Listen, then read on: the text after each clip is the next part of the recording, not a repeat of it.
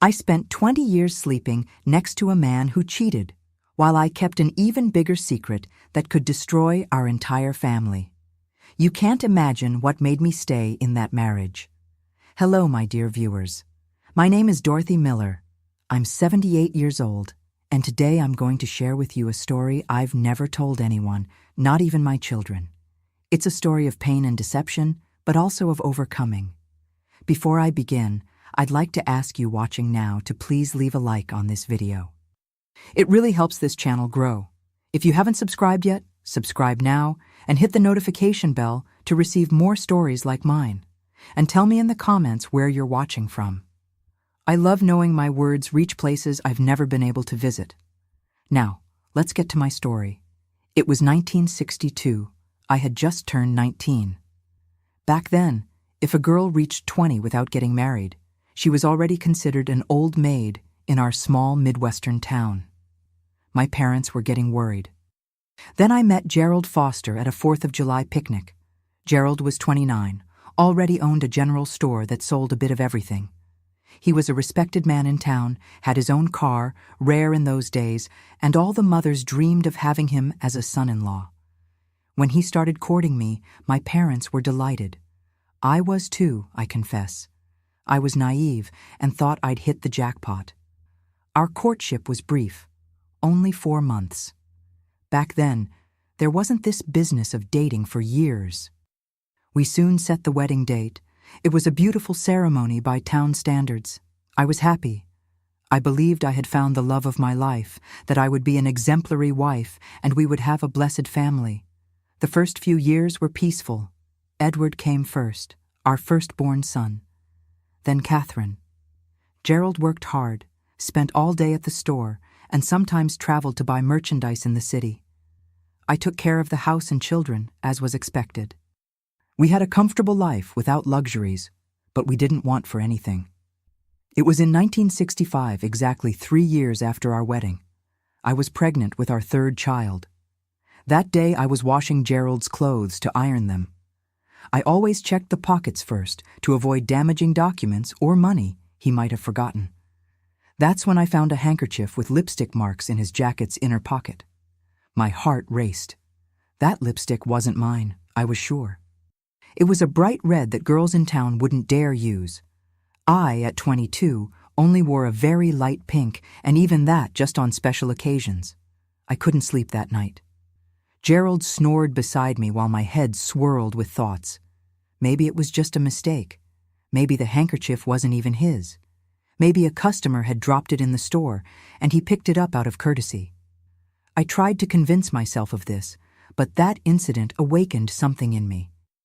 I started paying more attention to his schedules, his excuses to go out at night, the different perfume he sometimes brought home on his clothes. Everything I had previously ignored now jumped out at me. A week later, Gerald announced he needed to travel for 3 days to purchase merchandise. It wasn't unusual, but this time something told me there was more to the story. As soon as he left, I made a decision that would change my life forever: to search through his things. I'd never done that before. I was raised believing that a wife should not distrust her husband, that it was sinful, but that handkerchief with lipstick wouldn't leave my mind. With the children asleep, I went to Gerald's home office, a small room where he kept store documents and did the accounting. The desk had 3 drawers. In the first 2, I found only store papers, nothing suspicious. The 3rd was locked. Using a hairpin, I managed to open it after several attempts.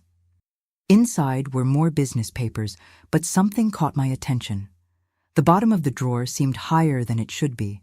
Examining more closely, I discovered it was a false bottom. I removed it and found a bundle of letters tied with a red ribbon. My hands trembled when I untied that package. The first letter was signed, "Your Olivia Forever." The date was 2 months after our wedding. I won't lie to you. I read all the letters one by one. There were more than 20. All from Olivia to Gerald. I discovered she owned a boarding house in the neighboring town, 20 miles from ours. That's where Gerald stayed when he said he was going shopping. Their relationship began right after our wedding. In the first letters, she wrote about the guilt of getting involved with a married man. In the last ones, she was already talking about running away together, starting a new life when they had enough money. There were intimate details that broke my heart. References to moments they spent together, promises, declarations of eternal love. I remember sitting on the office floor until dawn with those letters scattered around me. I cried until I had no more tears. I felt betrayed, humiliated, destroyed. What hurt the most was knowing this had been happening since the beginning of our marriage. While I was at home, taking care of his children, pregnant for the third time, he was living a passion with another woman. I put the letters back exactly as they were. I returned the false bottom to its place and locked the drawer. I washed my face, prepared breakfast for the children, as if nothing had happened. On the outside, I was the same Dorothy as always. Inside, I was shattered. During the 3 days Gerald was away, I made the hardest decision of my life. Many women ask me why I didn't confront him, why I didn't ask for a divorce, why I stayed in that marriage. The answer is simple and complicated at the same time. I was 22, with 2 small children and another on the way. I hadn't studied beyond elementary school, had no profession, and was completely dependent on Gerald. My parents had died in a car accident the year before. I had nowhere to go, no way to support myself. And back then, a divorced woman was seen as a pariah in society. Doors would close for me and my children. Besides, divorce wasn't even officially legal in many states at that time. It would be a separation, a scandal that would stain my children's names forever. They would grow up as children of a separated woman, carrying that stigma. So I swallowed my pride, dried my tears, and decided to continue. I decided I would stay in that marriage for the sake of my children, until they grew up and could fend for themselves. Later I would think about what to do. When Gerald returned from his trip, I welcomed him with a smile on my face, as if I knew nothing. He brought me a small brooch as a gift, as he always did. Now I understood. They weren't gifts of love, they were gifts of guilt. That night, lying next to him, I made a silent vow. I would no longer be the naive and blind wife. I would look after my interests and those of my children. And if life offered me any happiness, however small, I would seize it without guilt. Little did I know that this decision would lead me down a path I never imagined traveling. A path that, 20 years later, would bring to light all the secrets I fought so hard to hide. It was around this time that James, Gerald's younger brother, returned to our town. He had gone to study accounting in the city and returned to work at his brother's store. James was different from Gerald in many ways. Younger, more educated, more attentive. While Gerald was a practical man of few words, James liked to talk, listen to music, read books. He soon noticed something was wrong with me. He saw my eyes swollen from crying in secret. He noticed my prolonged silences. One day, he found me alone in the kitchen and asked if I was okay. It was the first time in weeks that anyone had shown concern for me, that anyone had seen me beyond the function of wife and mother. I didn't tell him everything right away, of course. I just said I was feeling lonely, that Gerald worked too much, traveled too much. James listened attentively, without judging. After that day, he started coming to our house more often, always bringing something new for the children, always willing to talk to me. I didn't realize at the time, but that friendship was filling an immense void in my life, and without noticing, I was getting closer and closer to my brother-in-law, to the brother of the man who had broken my heart into pieces. I'll continue from where we left off. It was mid-1966. I was 23, and my third child, Abigail, had already been born. A beautiful girl with rosy cheeks and big, curious eyes.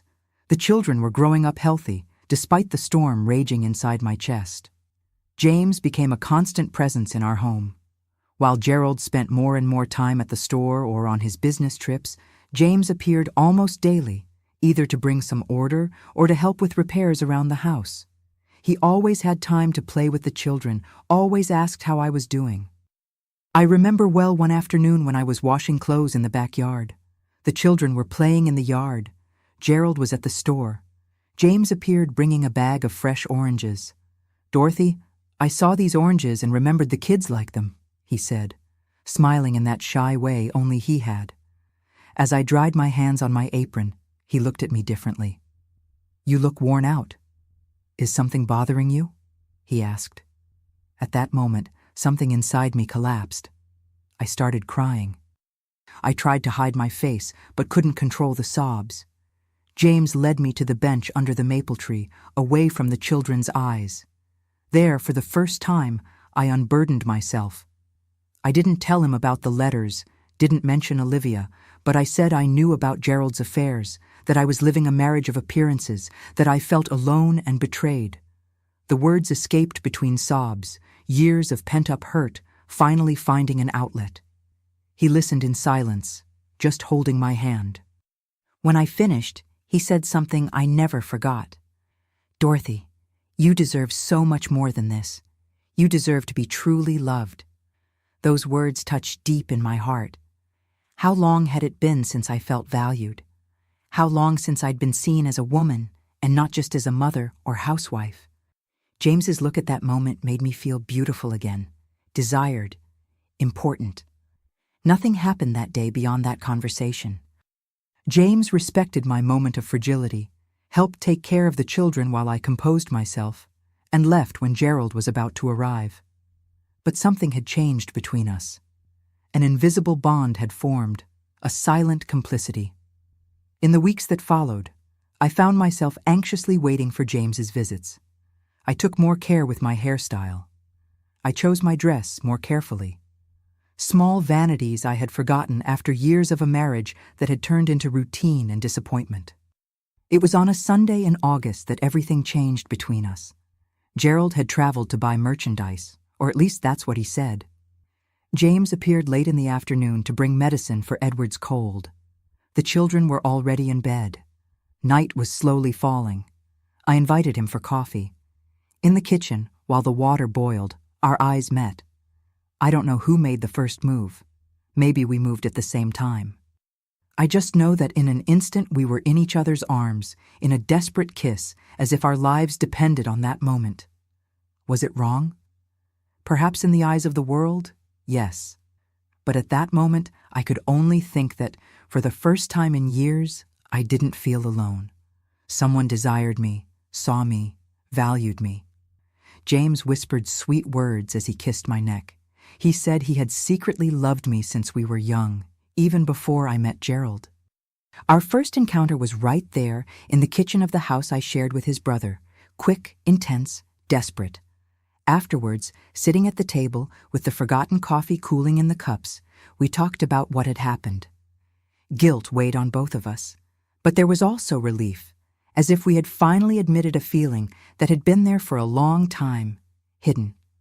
"This can't happen again," I said, though my entire body belied my words.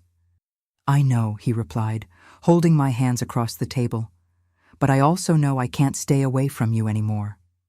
We established strict rules, never in front of the children, never when there was the slightest risk of Gerald appearing. Our meetings would be rare, discreet, hidden from the town's eyes, which would not forgive such a scandal. But the heart has reasons that reason itself doesn't understand. What began as a moment of weakness transformed into something deeper. James wasn't just an escape from my loneliness. Over time, he became my confidant, my friend, my lover. In the moments when we were alone, he treated me like I'd never been treated before. He listened to my opinions, valued my thoughts, made me feel intelligent and desired. We created codes, specific moments to meet. If I hung a white sheet on the backyard clothesline, it meant it was safe for him to appear after the children were asleep. If he passed in front of the house with his hat in his right hand, it was a signal he would find a way to come at night. A simple system, but one that worked for years. James never married. He told everyone he was dedicated only to business. In truth, his life revolved around that family, his brother's family, the children he adored, the woman he secretly loved. He lived in a small room at the back of the store, a solitary existence in the eyes of society. Time passed, and with it grew our intimacy, our complicity. Meanwhile, Gerald continued his travels, his absences. If he noticed any change in me, he never commented. Perhaps he was too busy with his own double life to notice mine. In 1968, something happened that would further complicate our situation. I discovered I was pregnant again. The problem was that in recent months, I had been with both Gerald and James. I wasn't sure who was the father of the child growing in my womb. Panic overtook me. I told James as soon as I confirmed the pregnancy. He paled but didn't run from the responsibility. "If it's my child, I want to be part of their life, even if no one knows the truth," he said. When I told Gerald about the pregnancy, he seemed genuinely happy. In those days, more children meant more hands to work in the future, more security for the parents in old age. He didn't question, didn't suspect. Why would he? I was his faithful wife in the town's eyes, the exemplary mother of his children, the perfect housewife everyone admired. The months of pregnancy were filled with constant anxiety.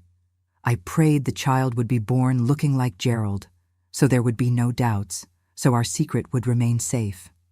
James stayed close, helpful as always, taking care of the children, bringing special foods for his pregnant sister-in-law. No one suspected the real reason for so much attention. In January 1969, my fourth daughter, Leanne, was born. A strong, healthy girl with dark hair and big eyes. When I looked at her for the first time, my heart raced. She had James's chin, the same face shape, but she also had Gerald's nose, or was it the Foster family nose, shared by both brothers? On the day of the baptism, I observed the faces of both men as they looked at little Leanne. Gerald, proud as any father, held the girl in his arms to show friends and acquaintances. James, discreet as always, watched from afar, with a look that mixed love and sadness. That night, when everyone had gone, James found a moment for us to be alone. He looked at Leanne, sleeping in her crib, and whispered, "No matter whose daughter she is biologically, I will love her as I love Edward, Catherine, and Abigail. I will be present in her life, even if just as an uncle." The following years were a delicate balance, raising 4 children, maintaining the appearance of a normal marriage, hiding a relationship that could destroy our family and our place in the community. James became the children's favorite uncle, the one who brought presents, told stories, taught them to fish in the river. Gerald, always busy with the store, which was now expanding to a second location in the neighboring town, hardly noticed his brother's constant presence in his house. In 1971, something changed in the dynamics of our strange family. Olivia's letters stopped coming. During a cleanup in the office, I checked the false bottom of the drawer. The old ones were still there, but no new ones had been added. Gerald started spending more time at home, traveling less. Was it the end of his relationship with the boarding house owner? I never knew for sure, but I noticed a change in his behavior. He was more attentive, more present. This should have made me happy. It should have been an opportunity to rebuild our marriage. But it was too late. My heart belonged to another man, to my husband's brother. And that secret was becoming increasingly difficult to carry. Leanne grew up showing traits, sometimes of one, sometimes of the other foster brother. Sometimes I caught myself studying her face, looking for signs that might reveal her true paternity. James did the same, always discreetly. Gerald, completely oblivious to the situation, just took pride in the smart daughter who got good grades at school. One day, when Leanne was almost 4, Gerald made a casual comment during dinner. "This girl is the spitting image of my dad when he was young. Look at those eyes, that way of smiling. She's a genuine foster." James and I exchanged a quick glance, a moment of shared panic, but Gerald didn't notice, busy cutting meat on his daughter's plate. It was both a relief and an irony. The family resemblance that could have given us away was also our perfect protection. After all, who would question the similarity between uncle and niece when both came from the same lineage? The meetings with James became scarcer over time, but no less intense. Routine, growing children, increasing responsibilities. Everything conspired to make our moments alone more difficult. But we always found a way, even if just to talk, to exchange confidences, to keep alive that connection that had become essential to both of us. In 1975, Gerald decided to build a new house, larger, on a plot away from downtown.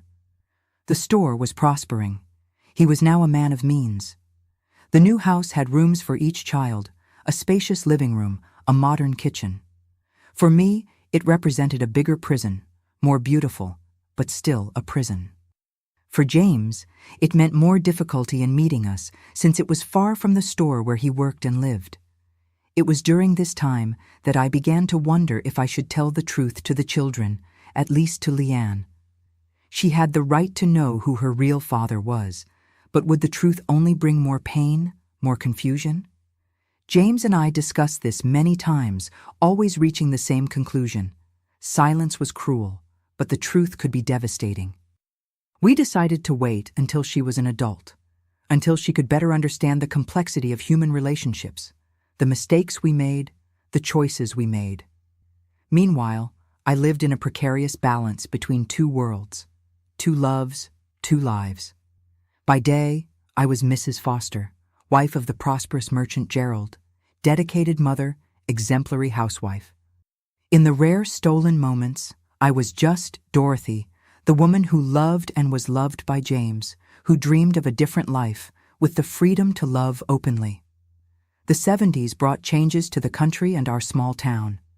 Television arrived, bringing soap operas, news, a wider world. Women were beginning to work outside the home, to question their traditional roles. My oldest daughter, Catherine, talked about going to the city to study, something unthinkable in my youth. I observed these changes with a mixture of admiration and envy. What would my life have been like if I had been born a decade later? If I had had the opportunities my daughters now had? Perhaps I wouldn't be trapped in a marriage of appearances, divided between duty and desire, carrying a secret that weighed more with each year. What I didn't know was that this carefully maintained balance would soon begin to crumble. That a casual comment, a closer look, an unexpected coincidence would initiate the unraveling of a truth I had fought so hard to hide. Now I'll tell you when our house of cards began to shake. It was 1979. More than a decade had passed since the beginning of my relationship with James. Leanne, that girl whose paternity was always shrouded in silent doubt, was already 10 years old. Our family had prospered financially. Gerald now had 3 stores, 1 in our town and 2 in neighboring towns. James managed one of them, which meant he spent less time in our town. Our meetings had become even rarer, happening only when he came for business meetings or family celebrations. But the feeling remained intact. Each look exchanged during a Sunday lunch, each discreet touch of hands when no one was watching, were small moments that fed a love that had survived time and circumstances. The children were growing up fast. Edward, at 16, was already helping his father in the business. Catherine, at 15, dreamed of being a teacher. Abigail, 14, was quiet and studious. And Leanne was special. She had a strong personality, sharp intelligence, and a curiosity that sometimes frightened me. It was on a fall Sunday that something happened. We were celebrating Gerald's 47th birthday. The house was full, relatives, business friends, neighbors. I was serving people, moving between the kitchen and the living room, when I heard a comment that froze my blood. Mrs. Thompson, an elderly lady who had been the town's midwife for decades and knew all the families, was looking at Leanne, who was playing with cousins in the yard. That girl is the spitting image of James when he was little. I remember as if it were yesterday. I helped bring that boy into the world. Same smile, same way of furrowing her brow when she's concentrating. Other people around agreed without any malice. After all, it was natural for nieces to look like uncles, especially with brothers. But I noticed that Gerald, who was nearby, suddenly became thoughtful. He looked at his daughter, then at his brother, who was talking on the other side of the room. For a fleeting instant, I saw something in his eyes. a spark of doubt, perhaps. The moment passed. The party continued.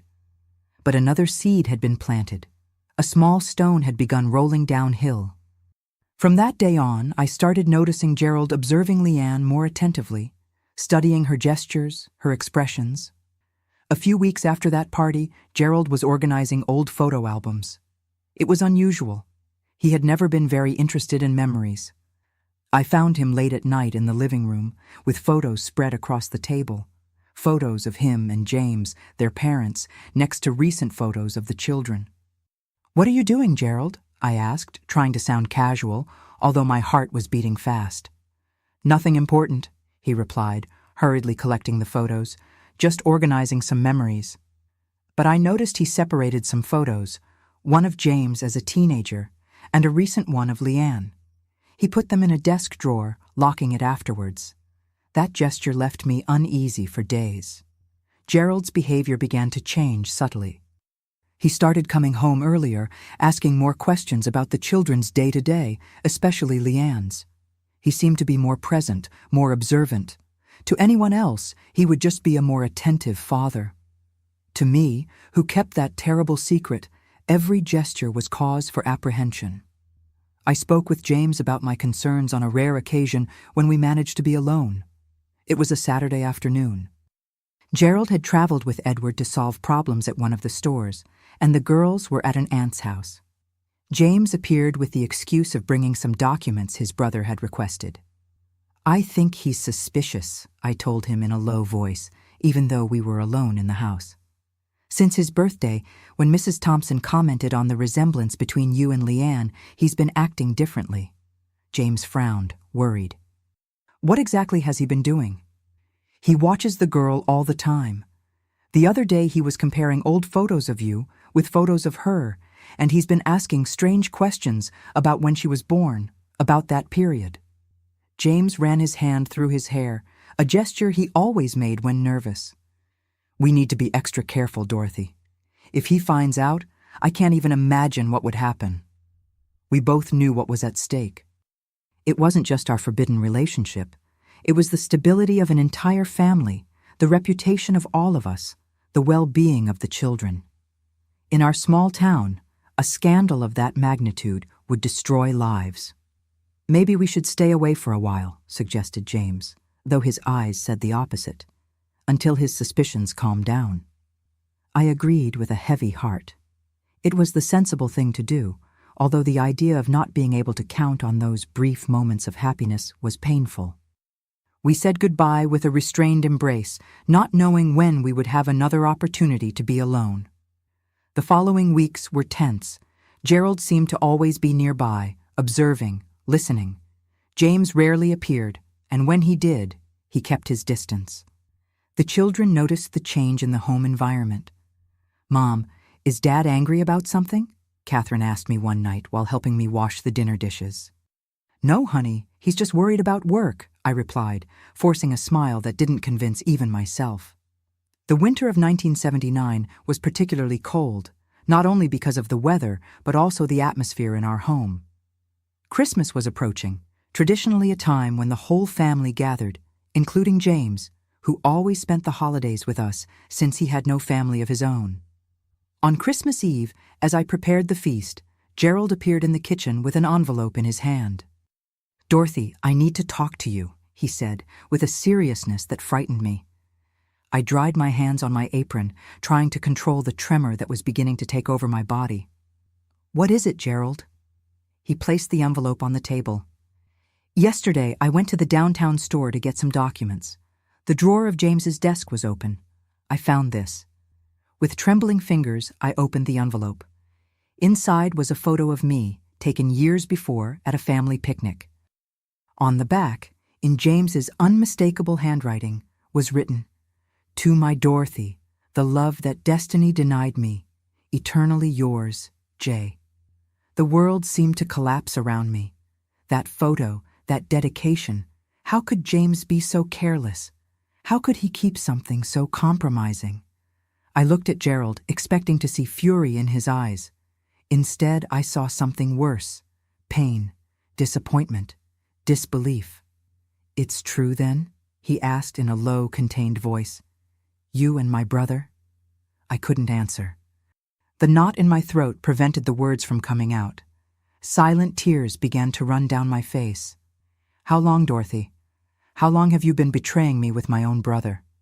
Finally, I found a voice to speak. Gerald, I can explain. Explain what? That you sleep with my brother behind my back, that you make a fool of me in front of the whole town. You were the first to betray, I said, the words escaping before I could contain them. With Olivia from the boarding house, since the beginning of our marriage. He paled. What are you talking about? The letters, Gerald. The letters you keep in the false bottom of the desk drawer. I found them years ago. I know everything about you and Olivia. It was his turn to be speechless. For a long moment, we stood there in the kitchen that smelled of Christmas dinner. Two strangers who had shared a life for almost 20 years, finally confronting the lies that had sustained that union. So that's why, he finally said, his voice loaded with bitterness.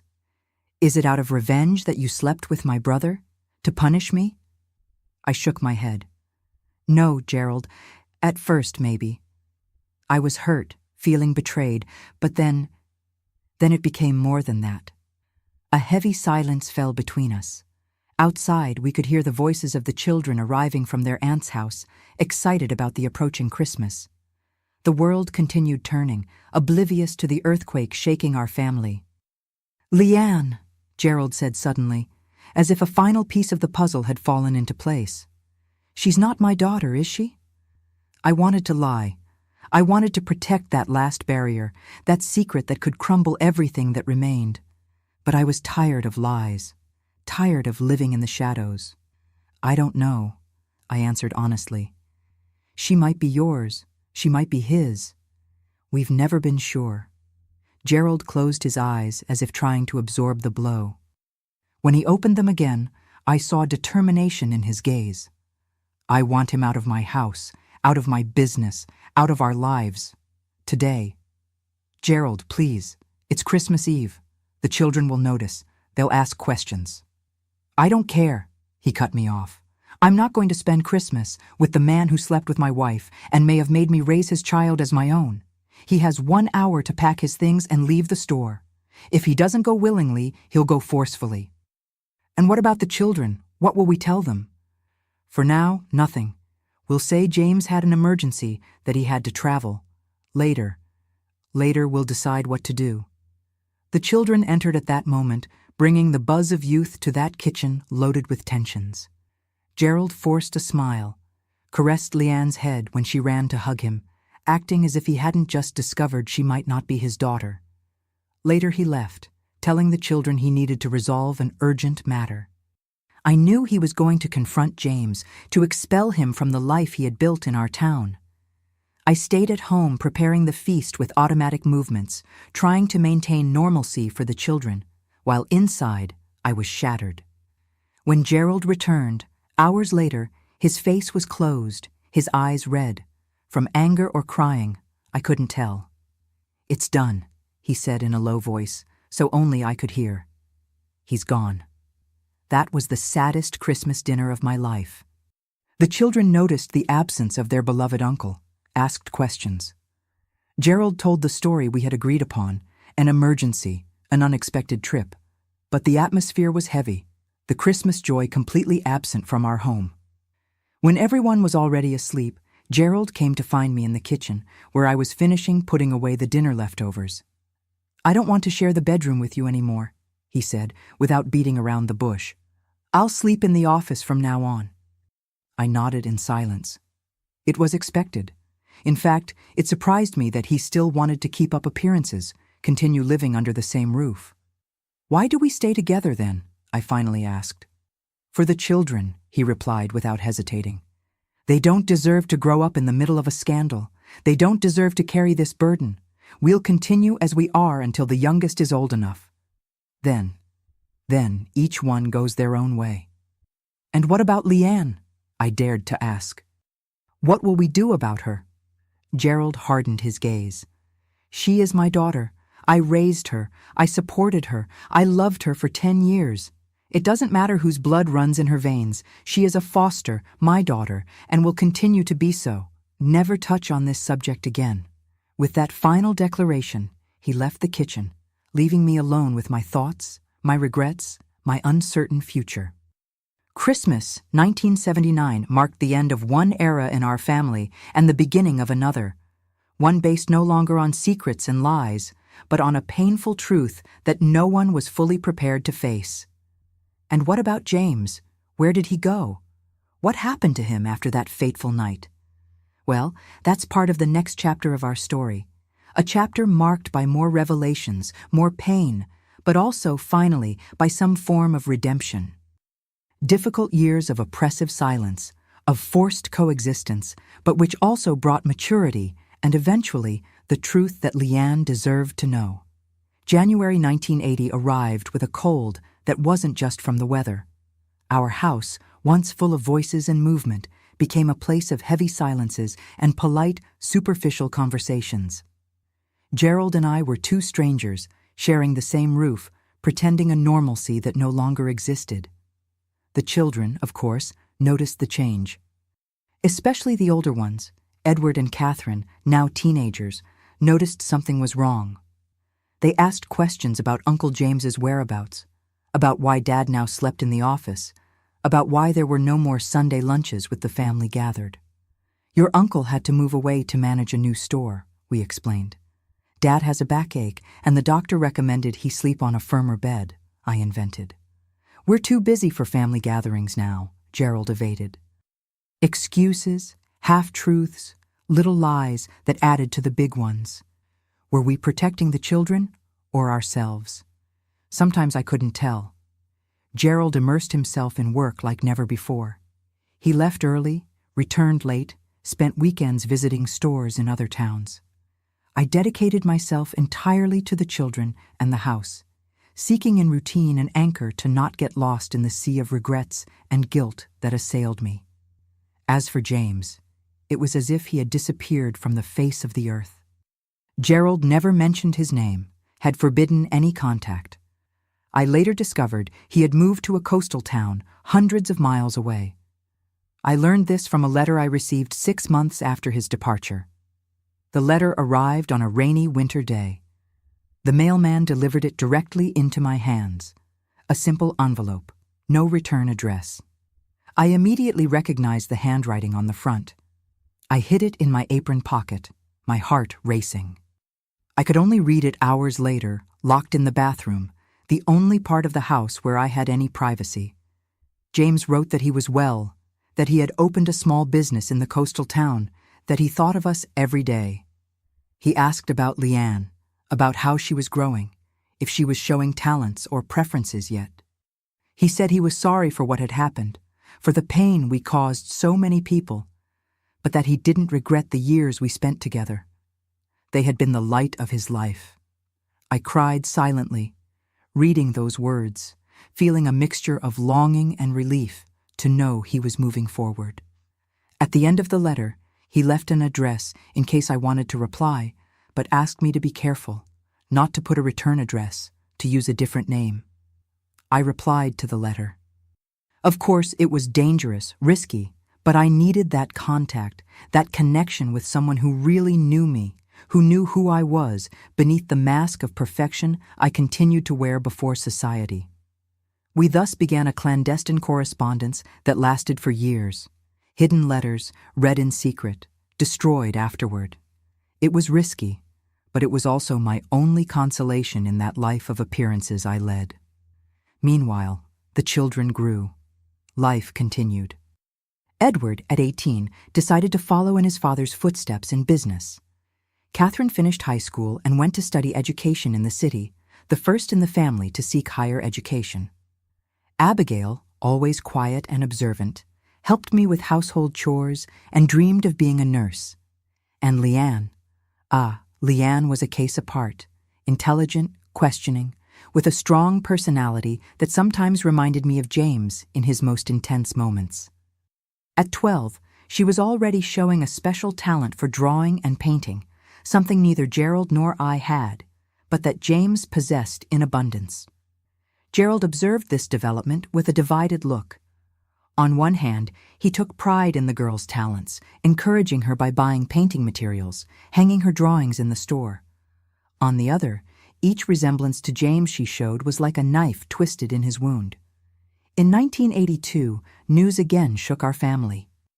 Olivia, the woman with whom Gerald had maintained the extramarital relationship at the beginning of our marriage, died in a car accident. The news reached us through the regional newspaper where her obituary was published. It didn't mention Gerald, of course, but listed among the bereaved a son, Arnold. Arnold, a name I had never heard before, but whose meaning I immediately understood. Gerald had a son with Olivia, a son who was now motherless. I confronted him with the newspaper in hand after the children had gone to bed. He didn't deny it. "Yes, Arnold is my son," he admitted, with a calmness that surprised me. "He's 19 now." 19 years? So he was born right after our wedding. Yes, Olivia was already pregnant when we got married, only discovered it afterward. The revelation hit me like lightning. While I suffered from his betrayal, imagining it was just an affair, an adventure, there was a son, a parallel family. "Have you kept in touch with them all this time?" I asked, trying to control my voice. "Yes," he answered straightforwardly. "I visited them when I said I was going on business. I helped financially. Arnold knows I'm his father." "And now? What will happen to him?" Gerald sighed, running his hand through his hair, which was already beginning to show gray strands. "He's going to come live with me in the house I bought in the neighboring town, where I manage the second store." So that was it. The house he had bought 2 years ago, where he spent more and more time, wasn't just to be close to work, as he said. It was to build another life away from me, away from the lies we had created together. "I understand," was all I said. And I really did understand. After all we'd done to each other, who were we to judge? The revelation about Arnold brought a strange truce between Gerald and me. The lies were now all on the table, the secrets exposed. We were both guilty, both victims of the choices we made. We began to talk more, not as husband and wife, but as partners in a difficult enterprise, raising our children well, despite everything. We decided we would keep up appearances until the youngest turned 18. Then we could go our separate ways, without scandals, without trauma for them.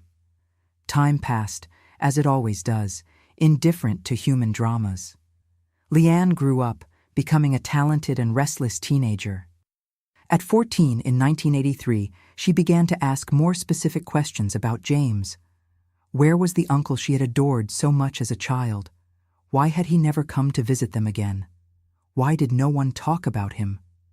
We evaded, gave vague answers, but Leanne wasn't an easy girl to deceive.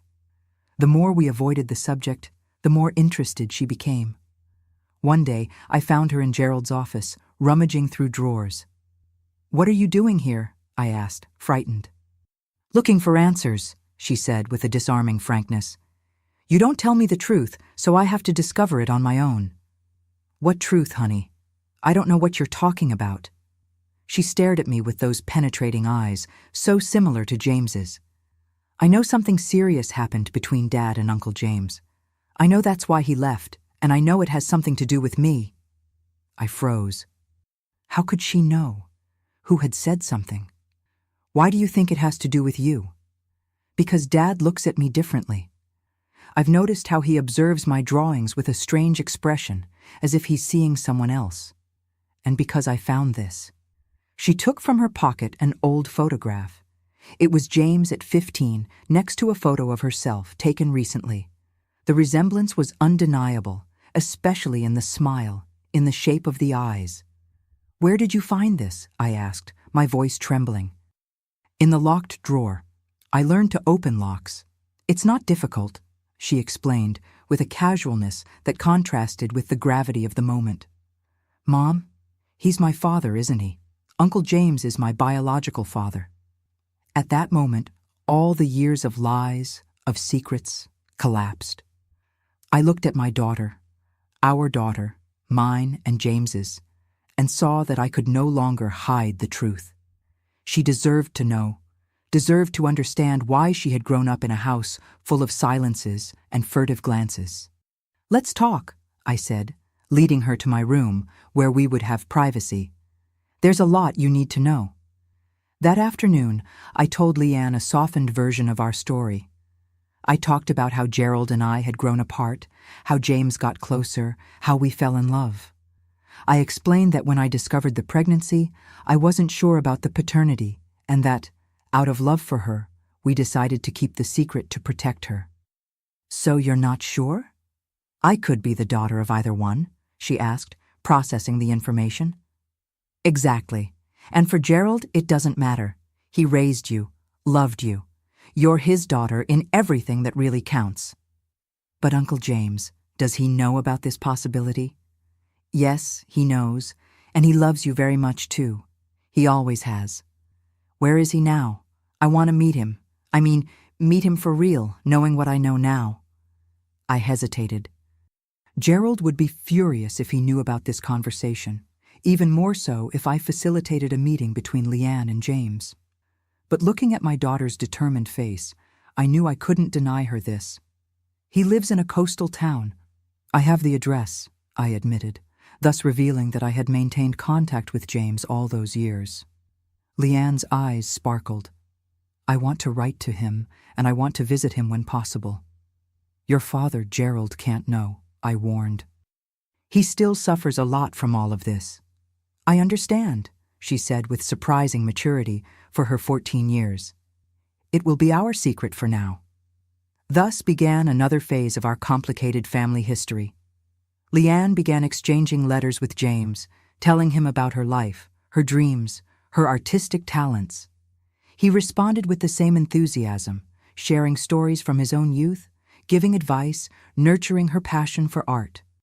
In 1985, when Leanne turned 16, we organized her first meeting with James. We invented a school trip to a museum in the city, and from there she took a bus to the coastal town.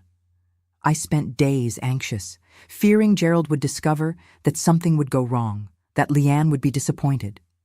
When she returned, 3 days later, her eyes were shining in a way I hadn't seen in a long time.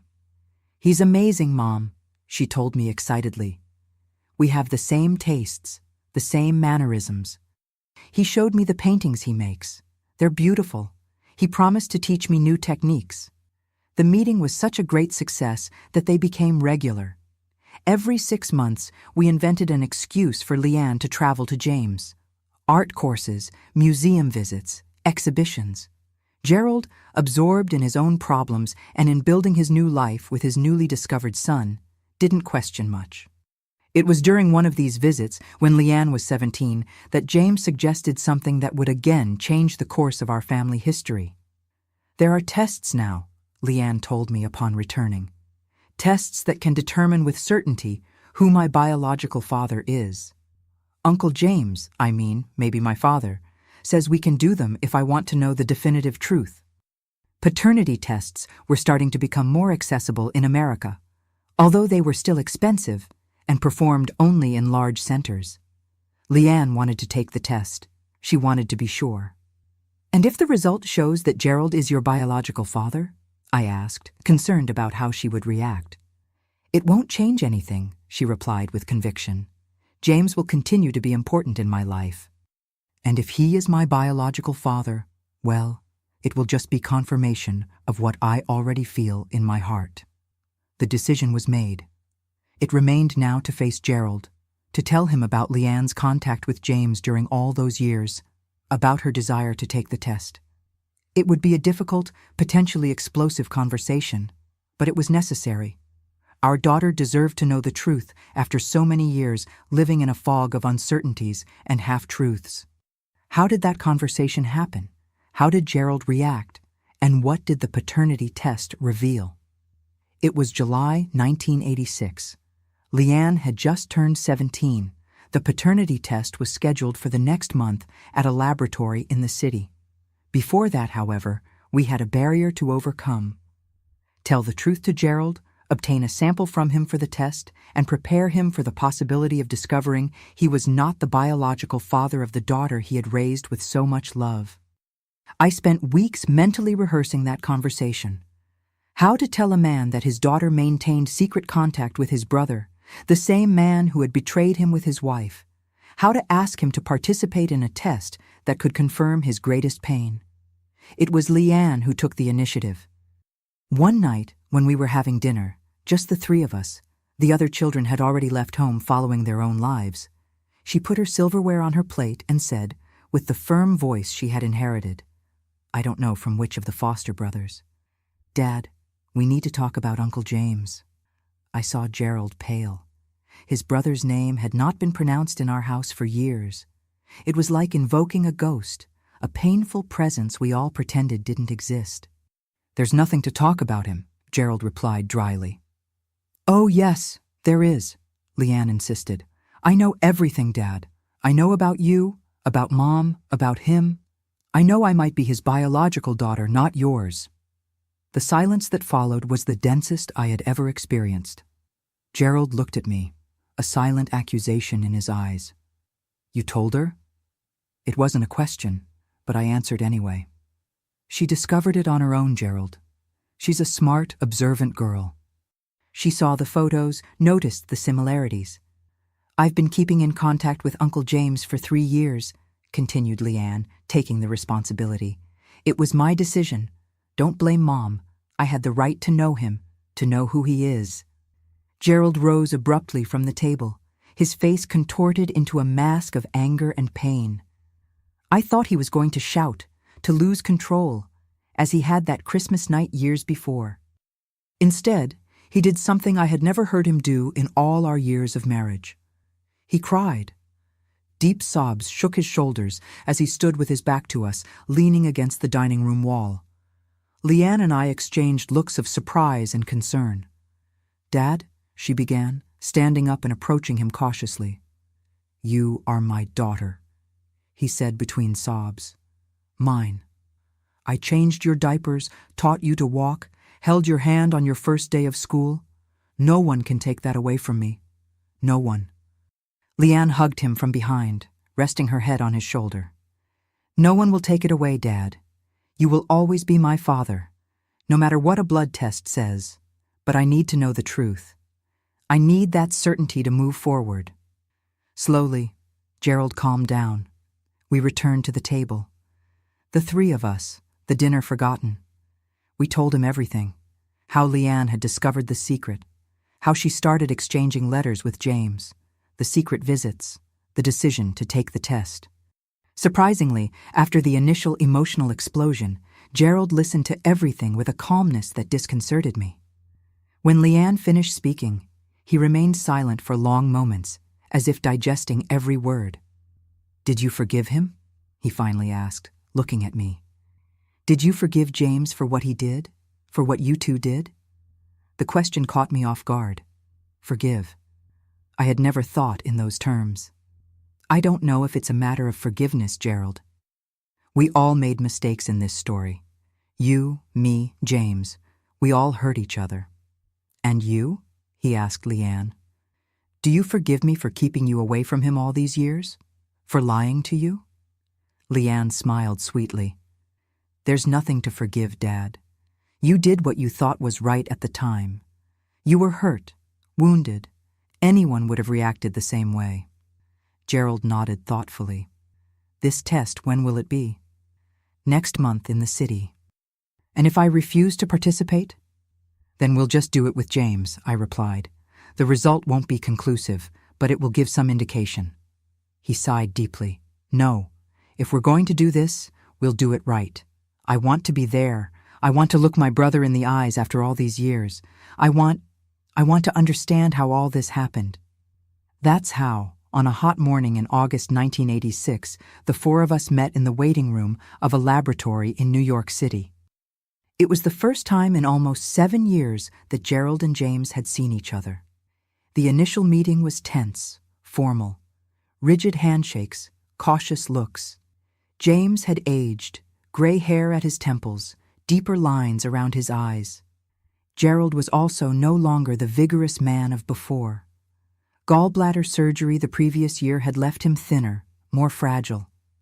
Side by side, however, it was still possible to see the resemblance between the brothers, the same strong chin, the same face shape. And Leanne, standing between them, seemed to be the materialization of that blood tie, traits from one, gestures from the other, a living bridge between two men who were once so close. The procedure was quick. Blood collection, signing papers. The result would take a few weeks. We left the laboratory in an uncomfortable silence, none of us knowing exactly how to proceed. It was Leanne who broke the ice. "I'm starving. Can we have lunch together? I know a restaurant nearby."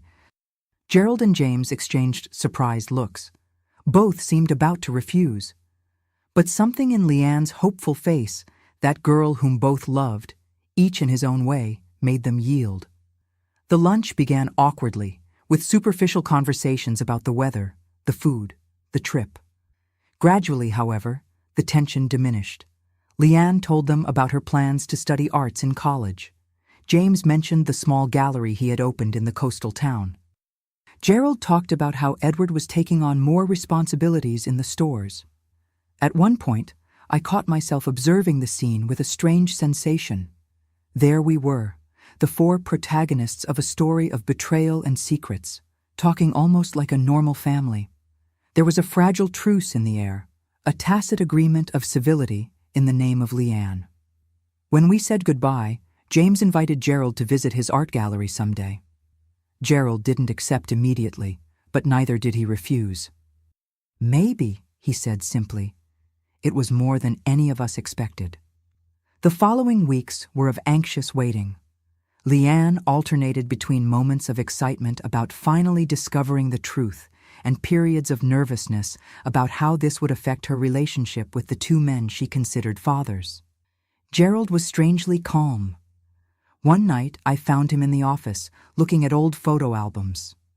"You know," he said without looking up, "I've been thinking a lot these last days about Leanne, about you and James, about everything that happened." I sat down beside him, uncertain about what to say. "I think I always knew deep down," he continued, "ever since she was born. There was something about her, in the way she looked, smiled, that reminded me of James when we were children. I tried to ignore it, convince myself it was just the family resemblance. Gerald, Let me finish," he interrupted gently. "What I want to say is that maybe the test will just confirm what my heart already knows, and I'm starting to accept that. How can you, after everything that happened?" He gave a sad smile. "I have my own secrets, Dorothy, my own regrets. Arnold, my son with Olivia, is 24 now. A grown man who grew up without a present father, only with occasional visits. When Olivia died and he came to live with me, I had to face the consequences of my choices."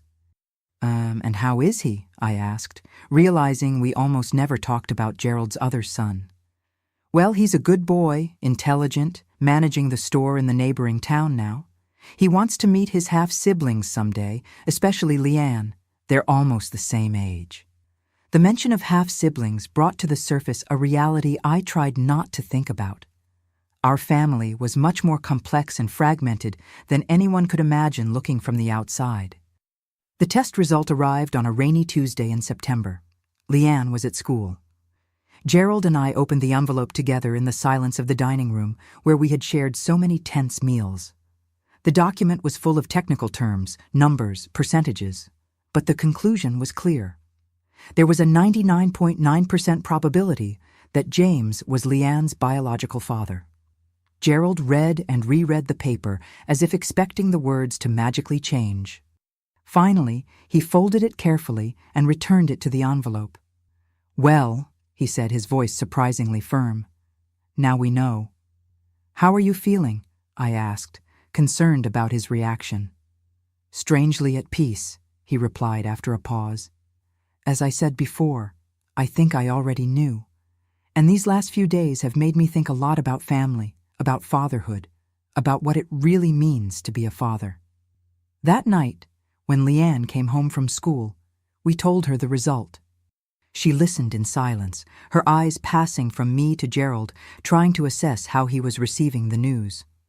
"Does this change anything between us, Dad?"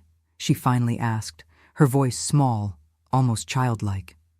Gerald approached her, took her hands in his. "You are my daughter, Leanne. You always have been. You always will be. A piece of paper can't change that." She hugged him, crying silently. Over her shoulder, Gerald looked at me and nodded slightly. A silent understanding passed between us. It was time to leave the past behind, to move forward, for Leanne, for ourselves. In the weeks that followed, a subtle transformation began in our family. Gerald called James, told him about the test result. He invited him to come to our town for a Sunday lunch, the first in almost 7 years. James accepted hesitantly.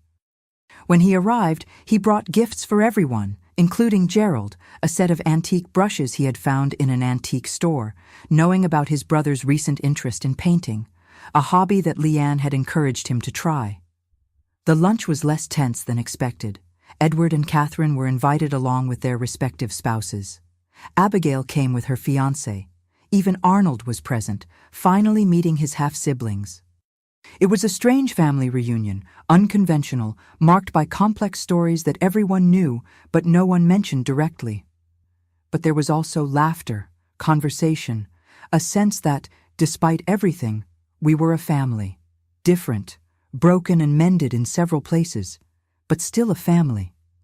In the years that followed, a new normalcy was established. Gerald and I remained legally married, although we lived separate lives. He spent more time in the other town with Arnold.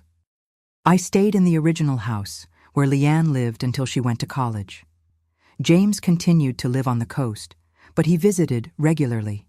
He and Gerald never fully recovered the closeness they had before, but they managed to establish a civilized, even sometimes friendly relationship, united by their love for Leanne. In 1990, when Leanne graduated in arts, the three of us were there, me, Gerald, and James, sitting side by side in the auditorium, proudly applauding when she received her diploma.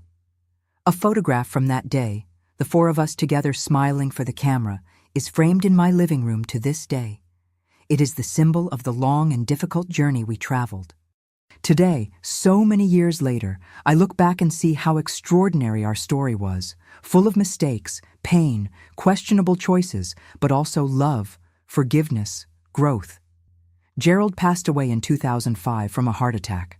Before leaving, he had made peace not only with James, but with himself. James is still with us at 84, living in a small house that Leanne built for him on the grounds of her property. And as for me, well, at my 78 years, I have the privilege of being surrounded by children, grandchildren, and even a great-grandchild. When I look at them, I see traits of Gerald, of James, my own traits, all mixed in new combinations, new lives that continue our story. If there's a lesson I learned in this entire journey, it's that truth, however painful it may be, is always the path to liberation. We lived for years trapped in lies, in secrets, in silences that corroded us from within. It was only when everything came to the surface, when we faced the truth head-on, that we finally managed to find some peace. And that's why I decided to share my story with you. Not to justify myself, not to seek absolution for my mistakes, but to show that even in the most complex and painful situations, there is always a path to reconciliation with others, and, mainly, with ourselves. Thank you for accompanying me on this journey, for listening with an open heart to a story of mistakes and redemption. If anything I shared can help someone who is going through similar situations, it will have been worth it. Leave your like if this story touched your heart. Subscribe to the channel for more stories like this. And always remember, it's not our mistakes that define us, but how we choose to deal with them, how we choose to grow from them. Until next time, God willing. May He bless each one of you.